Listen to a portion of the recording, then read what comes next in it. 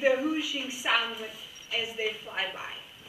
So the presentation will be about how to avoid having to meet deadlines by delegating the work somewhere else. So, like, this is a typical message that comes in a couple of times around March, April, May. Well, hopefully all the bugs have been solved, so please rebuild if you haven't already. And then a couple of days pass by when, let's say, 20 people have to switch on their extra computer somewhere in the cellar, log in, run the build scripts, copy the binaries, and commit to the Subversion repository.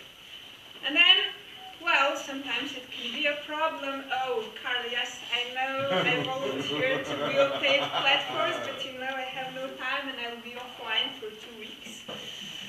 I'm sorry. I mean, yeah, I know the DVD might be delayed, but you know. Now a bit about TechLive and the binaries. Since some years ago, Norbert wrote this super tool, TechLive Manager, that keeps TechLive updated all the time during the year, so users can get all the newest packages as they reach C10. The thing is, those binaries stay at the old version for the whole year. TechLive comes with support for around 20 platforms. That's an effort done by a number of volunteers, and that's built once per year. I have put once in quotation marks because that's actually, well, let's say 10 times during the testing period. Once the testing period is over, there's basically nothing that happens until the next year. Actually, that's a reasonable compromise between demand for new binaries. Of course, you have users that want new binaries every day, in particular when there's some new development going on. Let's say when Khaled was was fixing some stuff for math. Of course, he would like to have feedback to fix the remaining bugs, or some users would want their bugs fixed and test the latest features.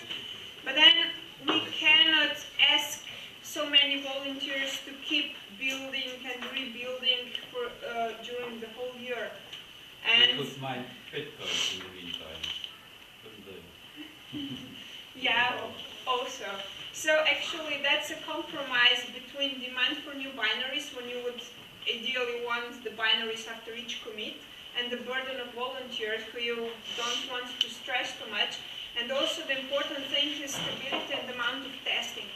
One thing I like about those yearly releases is that, you know, you postpone and postpone and postpone, oh, I'll release a new version, but then the TechLive approaches and, oh, it would really be cool if those features made it in for the DVD, and I think that actually more work gets done because of that deadline. Well, Lua Tech is here as an example. It has no longer been the case this year, but usually when Taco was actively developing it, then like every few weeks a new Lua Tech would come out that would break all the old versions of LaTeX and context and everything. They would have to be kept in sync, and actually this period allowed synchronizing the versions so that at least things would keep working. So the disadvantage is that there is no access to the latest features for more than a year, and at some time, in particular around March and April, this is at least used to be long and painful bug fixing period. Like, there has been nothing done for a month. In between, a dozen of libraries have been upgraded, switched to new standards, and so on. And then when the building period comes, there are 20 bugs that have to be debugged, solved, fixed, and so on. Now the context distribution. Like some years ago, we started a standalone distribution, and context really demanded the last version of LaTeX. By now, we have 13 platforms and 5 more dropped due to lack of interest, plus 2 Windows, 32 and 64-bit for Windows. It's 100% compatible with TechLive. Windows binaries come from Akira Kakuta, who magically manages to build them every few hours or days or whatever.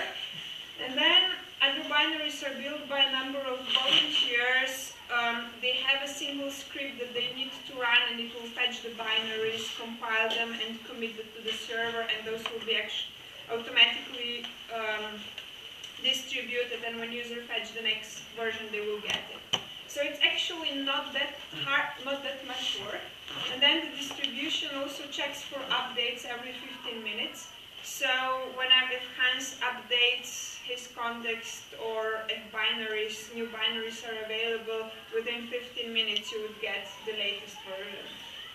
Until some years ago, Taco wrote some super cool website where also users outside of context community, those TechLive users, could fetch the binaries from TL contrib and get the latest UAT. Now, there were quite some benefits. One of the huge benefits was that once we started regular builds of LuaTech, we actually discovered many problems during the year, and when the new library was added, we detected the problem right away. It took maybe a day or two to solve it, but then by the time when the TechLive building period started, like 90% of problems were solved already because they were detected and fixed early. There's actually very little work to do, but it would even be better if computers would do all the work for us. I mean, why would I have to log into a machine and start a script if that could be done by computer? Actually, the number of builders decreased also due to demand, and Hans started setting up some virtual machines. So Pragma is now paying for all the horsepower that we are using. But actually, one thing that we wished from the beginning, it would be nice to also have nightly LuaTech builds for those really adventurous users. But it would be, I wouldn't dare asking all the builders to run a script each day. So now we come to how to automate the builds. I started using BuildBot. That's a very highly customizable tool written in Python, and that's a framework that allows automating builds. And it's composed of a build master and build slaves. Now, you have a build master that's a central server that gets the source. It constantly checks, have there been any changes in the subversion or Git or whenever. It fetches the changes, and when it realizes, oh, there's something to be built, then it delegates the work to build slaves. Now, the build slaves are pretty stupid computers. That means I can ask someone, okay, can you please set me up a machine? I don't actually need access to your machine, just give me the compiler, give me username, password, and then it can be behind the firewall, it doesn't matter, but just all the brains come from build master. If I want to change the build instructions, I only change it on the build master, and the build slaves will adapt automatically. And then if something breaks or whatever, we get a web page with a status, we can get an email when something breaks, and so on. So as I already explained, build slaves, those are a number of computers. This can run anywhere, even on Windows, but okay, we didn't set anyone. They may live behind the firewall, they don't need to have a public IP. And they're relatively easy to set up. For example, under Debian, you have it packaged, you just install one single package BuildBot slave. If you don't have it packaged, you can use pip, and then pip install BuildBot slave, and you create a slave once somewhere in your file system and connect to the server with this username and password. Then all you need to do is install the compiler and all the dependencies so that, let's say, TechLive could be built. But the user who sets his machine up and puts it available doesn't have to worry about what to build and how to build it, and if I change my mind about what I want to build, I don't need to ask him, okay, can you please upgrade your scripts on your computer. Now, Buildmaster, that's a single machine that contains all the brains and delegates the work. Now, the build slaves that we currently have available, most of them were set at Pragma. Okay, there's Solaris. There are two machines that are being able to Spark and Intel. They can build for both 32 and 64-bit. These have been provided by the Open Cashew project by Dagobert Michelson or something like that. Then we have a Mac machine running Snow Leopard, cross-compiling for actually 3 architectures, plus a Mac OS 10.12 just to check if things still build okay. We have a number of Linuxes, Raspbian on the Raspberry Pi, and then Debian 7, Debian 9, both 32 and 64-bit, then OpenBSD 6.0, 6.1, again 32 and 64-bit. And, well, these are still waiting in the line. That's CentOS 5, FreeBSD 9.3 and 11, NetBSD. I'm not even sure if we really need that, so this one might go. And then cross-compiler MinGW for cross-compiling for 32 and 64 on Windows. And you add me to this? Yeah, and yes, of course, I'm also waiting for Armel. And then maybe some build slaves on Utah. I don't know. That depends open. We can add additional slaves at any time. Now, how this looks like. This is an example web page. You can see this is where the builds were started. They were, okay, you update the binaries and then build and so on. And you see the green means, okay, the previous run was successful. White means, okay, they never tried to attempted to build before, and you can go through history. For example, okay, here means lost connection, and it's retried again. For example, here you can see a commit that broke all the builds, so you immediately see everything in red, and so on. Here you have everything. For example, this was just TechLive. Here you have TechLive, wget, and xz. And for example, again, wget has problems on quite some platforms to make it independent enough. So here are just some screenshots. Here is how it looks like when you start the build. Many failed builds of wget. And here you can see if one logs in, you can select and say, okay, I want to build this and this and this and this, please restart. This is, for example, instead of Karl sending, okay, I just fixed this bug now, can you please rebuild? He would log it in, click the ones he wants, and restart the build. Now, what are the advantages? This means we can easily build binaries for all platforms, either after each commit or maybe daily or manually triggered. These are all options that are open. Then we can automatically send emails when something breaks. The more platforms we test, the less problems should be left for the pre-test period.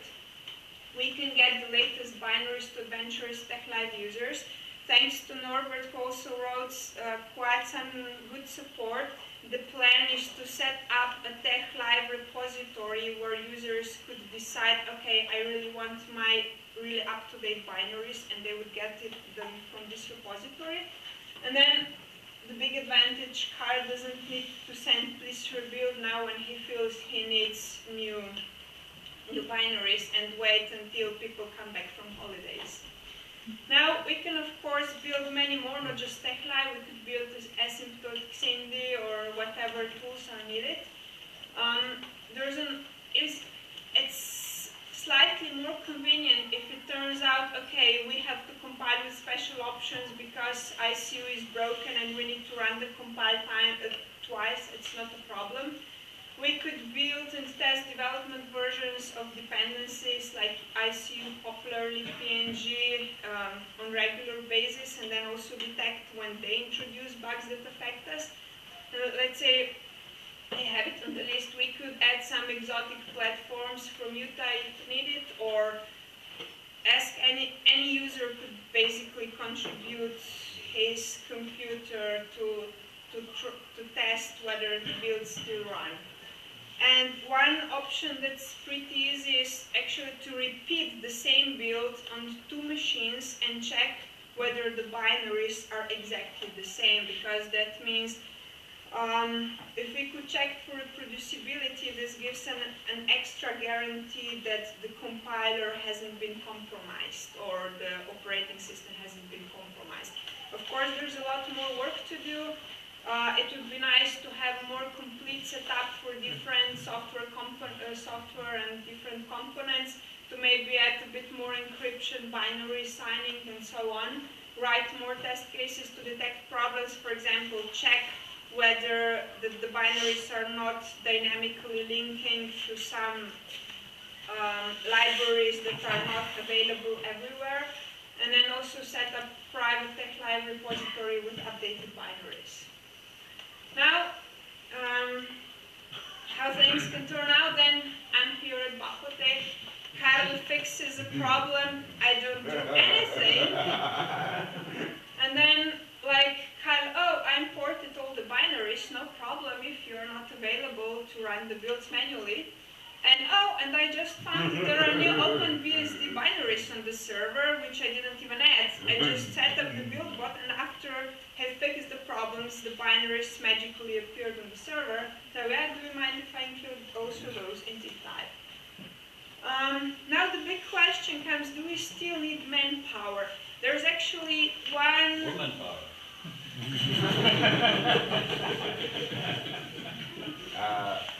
There's actually... power.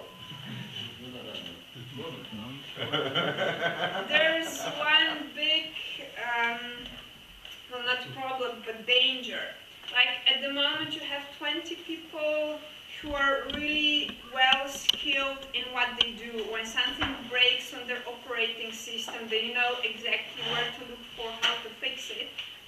If you automate things too much, and if they somehow depart, then you lose the people who know how to fix all the problems. You still need many people who will help you figure out. Or actually also people who keep the virtual machines or whatever machines are up to date, to add security patches and everything, to debug problems, report problems upstream, fix bugs, and then actually some people to help with improving the build system. What I forgot to say earlier is that the sources are available on GitHub as well. They're not in the best shape yet, or maybe they might be moved to a different organization. But just so that you know, you can have all the sources, and you can, if you think something should be done differently or better, you can contribute. Like, my hope is that there should be no need for repetitive tasks. We should use people to do what they are best in, like to actually intervene when there is really a need to fix things, but not just to keep hitting the button. And actually, I think it would really help to have a backup person who would be familiar with the source code, so, well, in case I'm gone, somebody else can jump in and fix things. Is Alan doing something? Yeah, Alan is helping. Yeah. He is not familiar with the build bot setup, but he actually set up most of the virtual machines. So he's familiar with the virtual machines at least. So this is a very nice description. Oh, I spend a lot of time on this task. I should write a program to automate it. And, well, yeah, first it will be a bit more work, and then hopefully nothing. Well, in the reality, I think we're somewhere here at the moment. So ask me next year.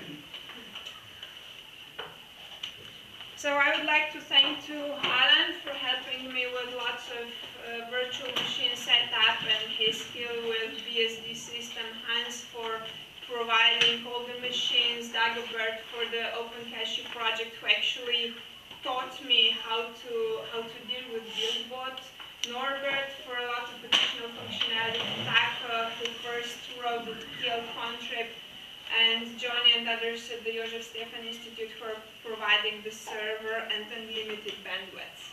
Thank you very much.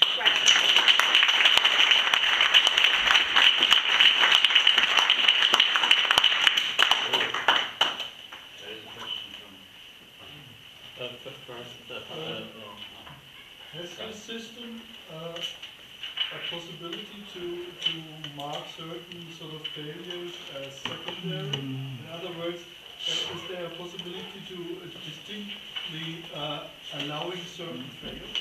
I'm thinking if you have a lot of tests, I mean, okay, if the binary is dead, then it's broken.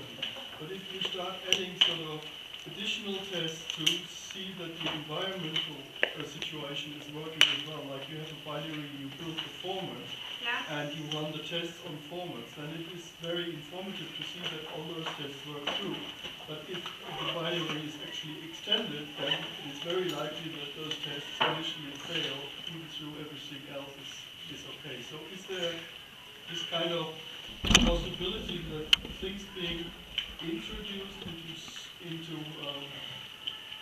the system, but you still get a clear distinction between a fail that is sort of important and a fail that you can, first of all, put on the back burner? There's always a point, if you can write the code that distinguishes between, and here's one example, that for example, there were compile warnings, and they are marked, they are not green, they are orange. That means, okay, there were problems, but they are not that important. So yes, there is an option to, if you can distinguish between fatal and non-fatal errors, yes, you can do this. And in that case, well, in that case, you won't receive an email. It depends. You can first build the binary, upload the binary, and then, let's say, if you want to test the formats, you would do it in a separate step, and you would only get the failure from the format testing. Yes? Yeah, I have two technical questions. First question, if your slave is behind the firewall, it means that slave should actually initiate the connection. So yes. You have some sort of a cron job which... No. Usually it's twisted or something Python.